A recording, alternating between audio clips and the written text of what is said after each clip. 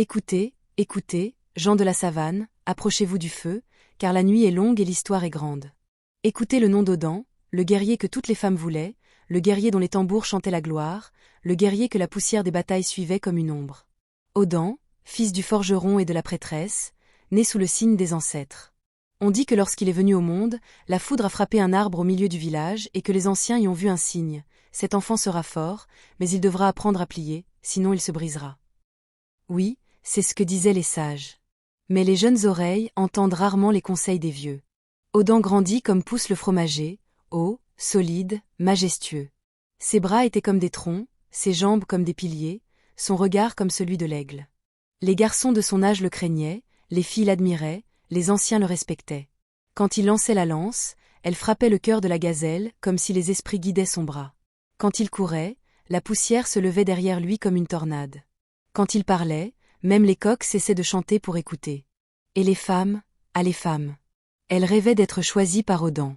Certaines lui offraient des colliers de cauris, d'autres des calebasses de vin de palme, d'autres dansaient jusqu'à ce que leurs pieds saignent. Mais Odan, lui, disait toujours, « Je n'ai qu'une épouse. Mon épouse, c'est la guerre. » Et la guerre lui était fidèle. Sous son commandement, aucun ennemi ne franchissait les frontières. On disait, tant qu'Odan veille, nos champs sont en paix, nos enfants dorment sans crainte, et nos tambours résonnent libres. Oui, Odan était un rempart vivant. Les griots chantaient son nom jusqu'au matin. On disait qu'il était l'homme que les flèches ne pouvaient atteindre. Mais écoutez bien, mes enfants, écoutez bien, l'homme qui croit être invincible est déjà en train de tomber. Un jour, un marché s'ouvrit dans une contrée lointaine. On y venait de partout, des pêcheurs de la grande rivière, des chasseurs des forêts profondes, des bergers des collines. Odan y alla, paré de ses bracelets de cuivre et de son manteau de peau de lion. Tous les regards se tournaient vers lui, mais lui, son regard fut capturé par une seule femme. Elle ne portait pas d'or, elle n'avait pas de perles au cou, pas de foulard coloré sur la tête. Mais elle avait des yeux comme deux calebasses pleines de mystère. Son nom était Amina. Ah, Amina. Elle ne riait pas comme les autres femmes, elle ne chantait pas pour plaire. Elle regardait, simplement. Et ce regard, mes enfants, ce regard transperça Odan comme une lance invisible. Ce jour-là, le guerrier sentit pour la première fois son cœur trembler. Il voulut la conquérir comme il avait conquis les batailles, avec force et orgueil. Il lui offrit des bijoux, elle refusa. Il lui offrit du vin de palme, elle refusa. Il lui offrit des champs de griots, elle refusa encore. Alors il lui demanda, « Que veux-tu » Et elle dit doucement, « Je veux la sincérité. Je veux l'humilité. » Humilite? Ce mot, Odan ne le connaissait pas. Comment plier alors qu'on est le plus fort? Comment baisser la tête alors que tout le monde vous applaudit? Mais Amina ne cédait pas. Et plus elle résistait, plus il brûlait d'elle. Odan oublia ses guerriers, oublia son peuple, oublia ses frontières.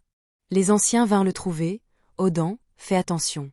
Celui qui tourne le dos à son peuple finit toujours par le perdre. » Mais Odan n'entendait rien.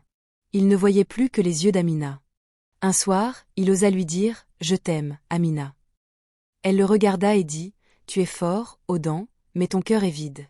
Apprends à plier, et tu connaîtras le vrai bonheur. » Ces mots, au lieu de l'éclairer, mirent le feu à son orgueil. Comment une simple femme osait-elle parler ainsi au guerrier invincible? Il s'éloigna furieux. Mais pendant qu'il brûlait de colère et d'amour, les ennemis veillaient. Cette nuit-là, ils frappèrent.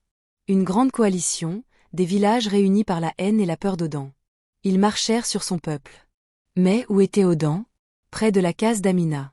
Quand il revint, il trouva son village en cendres, ses guerriers couchés dans la poussière, ses femmes et ses enfants enchaînés. Alors les griots ne chantèrent plus sa gloire, mais sa honte. Les femmes qui l'admiraient le maudirent. Les hommes qui le suivaient le rejetèrent. Et Amina avait disparu. Certains disent qu'elle s'était enfuie. D'autres disent qu'elle n'était qu'un esprit venu rappeler à Odan qu'aucune gloire n'est éternelle. Odan erra longtemps, longtemps. Lui qui commandait des armées devint simple chasseur. Lui qui était porté en triomphe mendiait parfois un morceau de mil.